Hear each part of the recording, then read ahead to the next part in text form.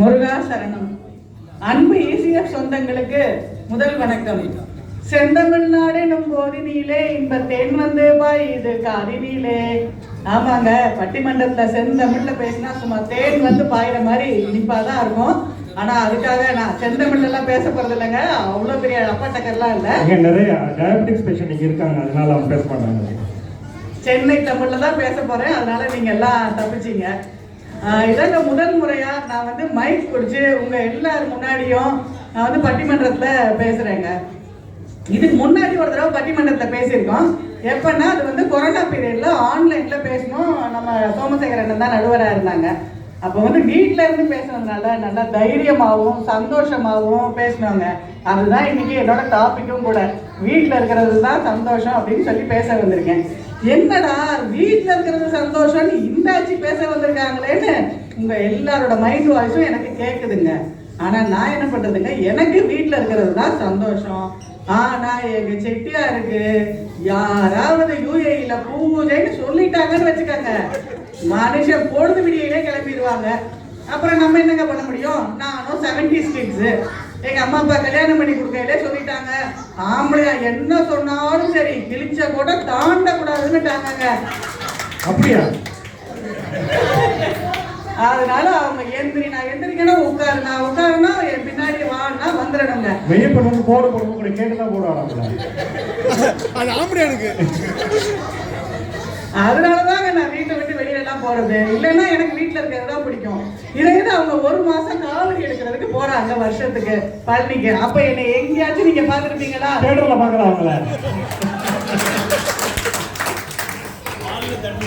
வீடு வீடு விட்டு ஆபீஸ், அவ்வளவுதாங்க. அப்ப ஏன் நீங்க ஆபீஸ் போறீங்க அப்படின்னு கேட்கலாம். ஆபீஸ் போறது வந்து எங்க செட்டியாருக்கு பினான்சியல் சப்போர்ட் கொடுக்கணுன்றதுக்காகங்க. எனக்கு வந்து 2 பிள்ளைங்க இருக்காங்க, 2 கண்கள் மாதிரி. அவங்களுக்காக நான் வந்து நிறைய பணம் சேர்க்கணும் அப்படிங்கிறதுக்காக தாங்க நான் ஆபீஸ் போறேன். மற்றபடி எனக்கு வீட்டில் இருக்கிறது தாங்க பிடிக்கும். அடுத்தது, இப்போ ஒரு மனுஷனுக்கு அடிப்படை தேவை என்னன்னா வந்து உண்ண உணவு, உடுக்க உடை, இருக்கிறதுக்கு ஒரு இடம். அதாவது சிம்பிள் தமிழ்ல சொல்லணும்னா ஃபுட், க்ளோதிங் அண்ட் ஷெல்டர். இப்போ வந்து ஃபுட்டு, இப்போ நம்ம வீட்டில் இருந்தோம்னா எப்போ வேணா சாப்பிடலாம், என்ன வேணா சாப்பிடலாம், எவ்வளோ வேணா சாப்பிடலாம், யாரும் கேட்க மாட்டாங்க. யாராவது சமைக்கணும். இப்போ எங்க செட்டியாரே எடுத்துக்கிட்டீங்கன்னா வீட்டில் இருக்க எல்லாம் சும்மா ராஜ்கிரண் ரேஞ்சுக்கு பிரியாணி அள்ளி வச்சு அப்படி சாப்பிடுவாங்க. வெஜிடபிள் பிரியாணி சொல்லுங்க. வெளியில வந்தா அப்படியே ஸ்பூன்ல தாங்க சாப்பிடணும் நம்ம பிரியாணியே. அதே மாதிரி இன்னைக்கு டெசர்ட்டுக்கு வந்து ரசமலாய் வச்சிருக்காங்களாம். நீங்க இதே வீட்டில் இருந்தா 2, 3 எவ்வளவு வேணா சாப்பிடலாங்க ரசமலாய். ஆனா இங்க சோழ எண்ணெய் ஒரு ஆளுக்கு 1 தான் ஆர்டர் பண்ணிருக்காங்க. அதுக்கு மேல யாரும் சாப்பிடக்கூடாது, ஓகேவா? அப்புறம் நம்ம எதிரணியில முருகப்பண்ண இருக்காங்கல்ல, அவங்களுக்கு நேற்று ஆபீஸ்ல ஒரு பார்ட்டியாங்க. மனுஷனுக்கு பர்கர் கிடைச்சிருக்கு. பர்கர்ல எப்படி சாப்பிடணுங்க? சும்மா கடவுள் கஜன் மாதிரி வாய் திறந்தானே சாப்பிடணும். முடியுமா அவருக்கு? இந்த பக்கம் லேடி கலீக்ஸ், அந்த பக்கம் மேனேஜரு. மனுஷன் என்ன பண்ணுவாரு? பண்ண தனியா, லெக்டிவ்ஸ் தனியா அப்படி சாப்பிட்டுருக்காருங்க. வெளியில இருக்கிறதுனால வீட்டுல இருந்தா நல்லா சாப்பிட்டுருப்பாருங்க. அடுத்தது உடுக்க உடைன்னு சொல்றோம். நம்ம வீட்டுல இருந்தா நமக்கு எந்த மாதிரி உடை பிடிச்சிருக்கோ அப்படி இருந்துக்கலாங்க. வெளியில போனா அப்படி முடியுமா? இன்னைக்கே பாருங்க, ஒரு பட்டிமன்றம் 1 மணி நேரம் கூத்துக்கு நாங்க எல்லாரும் இவ்வளவு செலவு பண்ணி ட்ரெஸ் எடுத்துருக்கிறோம். போன வாரம் தீபாவளிக்கு வேற எடுத்தவங்க எவ்வளவு செலவு பாருங்க. நம்ம சட்டை நாங்க போட்டுருக்க சட்டை வந்து அந்த சேலைக்காக கொடுத்த இனாம். சரி, போனா போது சம்பாதிக்கிறாங்களேன்னு அவங்களுக்கும் சட்டை எடுத்துட்டோம். லேடிஸ்க்கு சேலை எடுக்கும் போது இப்போ நம்ம DPSல வேலை பார்க்குறாங்கல்லங்க, நம்ம பார்வதி, துபாய் பார்வதி ஸ்கூல்னு சொல்றோம்ல, பேர் மாத்திட்டாங்க. துபாய் பார்வதி ஸ்கூலா ஒரு நாளைக்கு ஒரு சாரிங்க. அவங்க என்ன காஞ்சி பட்டுங்கிறாங்க, மைசூர் சில்க்குங்கிறாங்க, கோரா சில்க்குங்கிறாங்க, விதவிதமான சாரிங்க. ஒவ்வொரு சாரியோட விலையும் 1000 dirhams. கண்ணன் பாருங்க எவ்வளவு கதறி கதறி அழுகுறாங்க. ஆச்சி சாரி மட்டும் இல்ல, அதுக்கு ஆக்சசரிஸ், லொட்டு என்ன லொசுக்கு என்ன அதையும் சேர்த்து சொல்லுங்கன்றாங்க. அவ்வளவு செலவு பண்றாங்க அவங்க. மனுஷன் ஒரு சீப்பு கூட வாங்க முடியல அவரால. அடுத்து உட்கார்ந்துருக்காங்க பாருங்க நம்ம தெய்வா. இவங்களால சாரி தான் விதவிதமா கட்டுறாங்க. அவங்க காஸ்டியூம் கெட்டப்பே விதவிதமா இருக்குங்க. அவங்க ஆபீஸ் போறாங்கன்னா ஒரு கெட்டப்பு, கர்ப்பா போறாங்கன்னா ஒரு கெட்டப்பு. மேக்கப் வந்து 2 நாளா பண்ணி இப்போ வந்திருக்காங்க. ஆக்சுவலா சங்கத்துக்கு வந்தா ஒரு கெட்டப்பு, சங்கத்துல பூஜைக்கு வந்தா அதுக்கு ஒரு கெட்டப்புங்க. அவ்வளவு பண்றாங்க. இதே நம்ம நைட்டியா இருந்தா நம்ம ஆச்சுங்க, நீங்க எல்லாருமே சொல்லுங்க, ஒரு வருஷத்துக்கு எத்தனை நைட்டி எடுப்போம்? ஒரு 2 நைட்டி.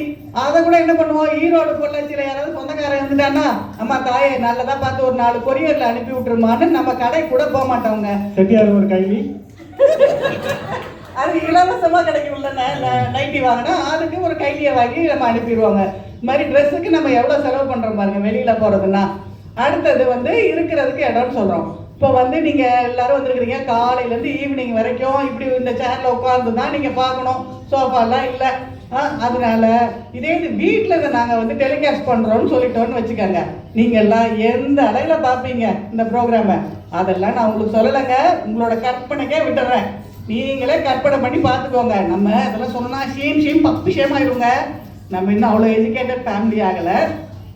அடுத்தது இந்த ஹோம் சிக்குன்றது வந்து உங்க எல்லாருக்குமே தெரியும், நீங்க எல்லாம் ரொம்ப இன்டெலிஜென்ட்டான ஆளுங்க. இன்னும் ஏதாவது இந்த மால் சிக்கு, சினிமா சிக்கு, ஹோட்டல் சிக் இது மாதிரி ஏதாவது இருக்காங்க, கேள்விப்பட்டிருக்கீங்களா? எனக்கு தெரியாது. மேபி இந்த எதிரணியில 3 புத்திசாலிங்க இருக்காங்களே, அவங்க வந்து இதை பத்தி சொல்லுவாங்க, நம்ம கேட்டு தெரிஞ்சுக்கலாங்க.